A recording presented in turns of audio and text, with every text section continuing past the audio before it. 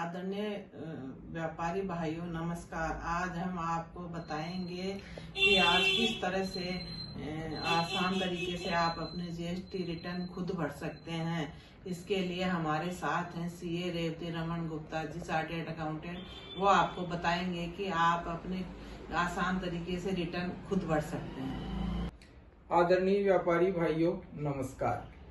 आज मैं आपको बताने जा रहा हूं कि आप किस तरीके से स्वयं अपनी जीएसटी रिटर्न खुद फाइल कर सकते हैं और आपको किसी की कोई मदद की आवश्यकता नहीं है, आप स्वयं भर सकते हैं।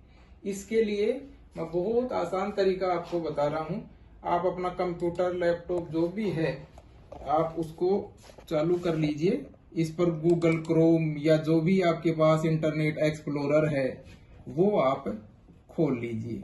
फिर गूगल खोल लीजिए। गूगल पर आप आकर gst.gov.in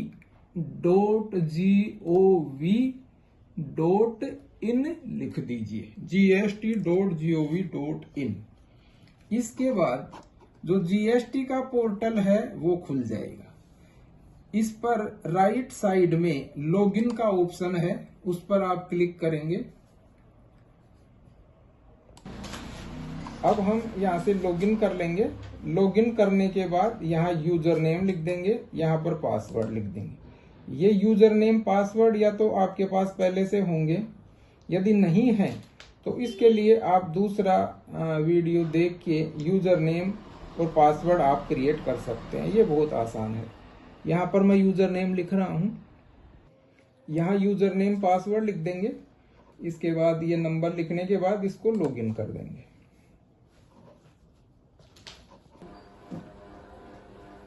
हाँ, ये यूजर नेम पासवर्ड लिख के लॉगिन कर देंगे। लॉगिन करने के बाद इस तरह से इंटरफेस खुल जाएगा। फिर इसमें नीचे रिटर्न डैशबोर्ड का ऑप्शन आ जाएगा। यहाँ पर हम जिस पीरियड की रिटर्न भरना चाहते हैं वो पीरियड खोल लेंगे। जैसे अभी मार्च है तो हम फरवरी की खोल लेंगे। सबसे पहले हम GSTR1 भरेंगे। ये GSTR1 पर आकर ओपन कर लेंगे। इसके अंदर सबसे पहले टेबल है 4A 4B B2B, यानी सर क्या टैली सॉफ्टवेयर से भी जीएसटी रिटर्न भरी जा सकती है क्या? हाँ, टैली सॉफ्टवेयर से भी हम जीएसटी रिटर्न भर सकते हैं। इसके लिए आप टैली सॉफ्टवेयर में एंट्रियां करके, जिस तरह से सेल की एंट्रियां होती हैं वो सभी एंट्रीज उसके अंदर कर दीजिए। फिर उसके अंदर ऑप्शन आता है तो वो डाटा, एक ओटीपी डलता है उसमें, और वो डाटा पूरा का पूरा जीएसटी की वेबसाइट पर ट्रांसफर हो जाता है। उसके लिए पूरा सेपरेट वीडियो है जो आप देख सकते हैं। अब हम जैसे मैनुअल रिटर्न भर रहे हैं तो सबसे पहले टेबल B2B में आते हैं। यानी आपने किसी जीएसटी नंबर वाले को यदि माल बेचा है तो उसकी डिटेल इसमें आएगी। इसके ऊपर क्लिक कर देंगे, फिर इस तरह से खुलेगा।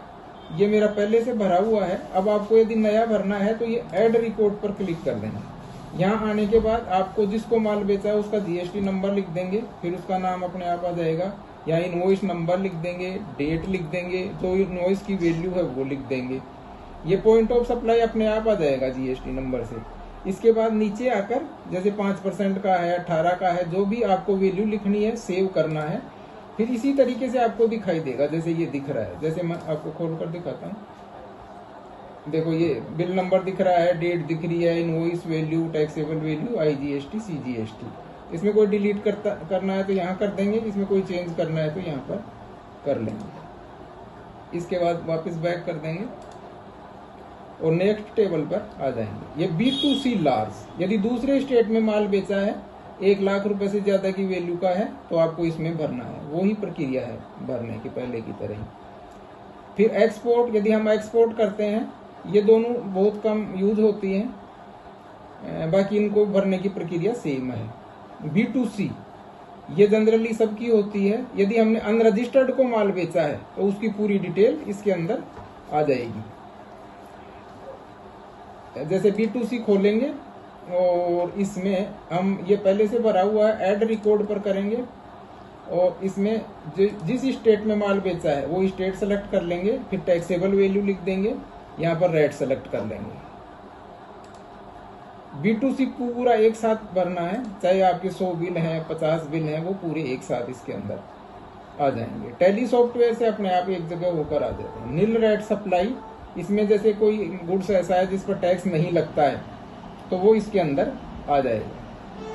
क्रेडिट डेबिट नोट, जैसे कोई माल खरीदा वापस कर दिया या बेचा वापस आ गया और वो रजिस्टर्ड है तो इसके अंदर आ जाएगा।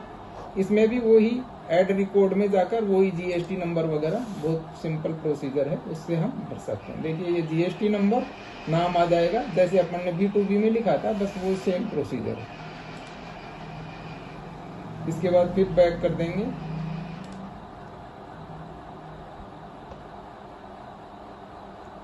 ये क्रेडिट डेबिट नोट अनरजिस्टर्ड, जैसे रजिस्टर्ड थे वैसे अनरजिस्टर्ड में है। फिर एडवांस रिसीव, जैसे हमने किसी से कोई पैसे एडवांस ले लिए लेकिन उसका बिल नहीं बनाया है तो उस पर भी हमें जीएसटी देना है, तो उसकी डिटेल इसमें आ जाएगी। एडजस्टमेंट ऑफ एडवांसेस, पहले पिछले महीनों में किसी से एडवांस ले लिया, उसका बिल अब बनाया है तो उसकी डिटेल इसमें आ जाएगी। फिर HSN समरी, ये काफी इंपॉर्टेंट है, इसमें B2B की अलग आएगी, B2C की अलग आएगी। इसके लिए वो ही प्रक्रिया है। इसमें HSN लिखेंगे, फिर ये नाम अपने आप आ जाएगा। फिर इसमें UQC की लीटर है, पीसेज है, वो लिख देंगे। इसमें क्वांटिटी लिख देंगे। इसमें रेट टैक्सेबल वैल्यू लिख देंगे। इसमें रेट सेलेक्ट कर देंगे, IGST CGST जो भी है वो लिख देंगे और सेव कर देंगे। इसके आगे डॉक्यूमेंट इश्यूड, हमने कितने बिल बनाए हैं, जैसे 10 बिल बने पूरे महीने में तो हमको यहाँ पर इस तरह से लिखना है कि 1 से 10 तक 10 बिल, उनमें एक बिल कैंसिल हो गया तो वो यहाँ लिख देंगे, बाकी 9 बिल आ जाएंगे। इनको सेव कर देंगे। इन बिलों की तरह ही क्रेडिट डेबिट नोट आदि की डिटेल भी इसके अंदर आ जाएंगी और सेव कर देंगे।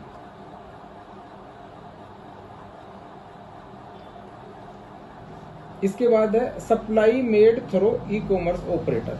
यदि ई कॉमर्स ऑपरेटर के माध्यम से हमने सप्लाई की है और उसने उस पर जीएसटी कलेक्ट किया है, जीएसटी टैक्स कलेक्ट किया है, तो उसकी डिटेल इसमें आएगी।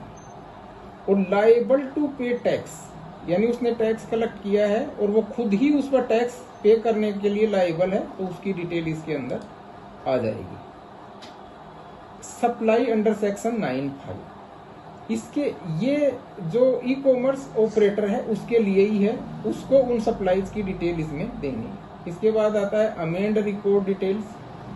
अब ऊपर हमने जो भी डिटेल दी है, नेक्स्ट मंथ में पता चलता है कि कोई गलती हो गई तो ये अमेंड उसमें कर सकते हैं, जैसे अमेंडेड B2B, फिर वो बिल नंबर लिख के पिछला बिल खुलेगा, उसमें आपको जो भी संशोधन करना है वो कर सकते हैं। जो ऊपर टेबल है वो की वो नीचे है, लेकिन ये अमेंडमेंट करने के लिए है।